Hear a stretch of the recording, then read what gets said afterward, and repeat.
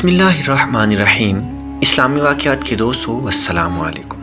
مولانا رومی رحمۃ اللہ تعالیٰ علیہ فرماتے ہیں کہ حضرت موسیٰ علیہ السلام نے اللہ تعالیٰ سے پوچھا کہ اے اللہ، آپ کو بندے کی کیا ادا پسند ہے کہ جس سے آپ بندے کو محبوب بنا لیتے ہیں؟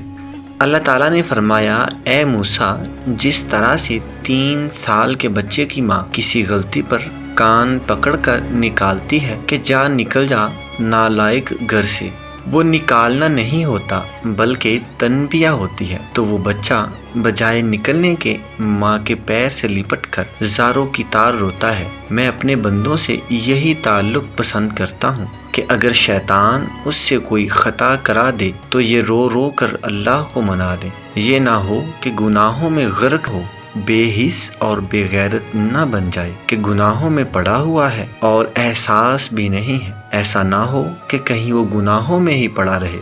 اسلامی واقعات کے دوستو، اللہ تعالیٰ اپنے بندے سے بے حد محبت کرتا ہے اور ہمیں بھی چاہیے کہ ہم اللہ تعالیٰ سے محبت کا اظہار کریں، اللہ تعالیٰ سے اپنے گناہوں کی معافی مانگیں، اللہ تعالیٰ سے توبہ کریں اور اللہ تعالیٰ کی عبادت کریں۔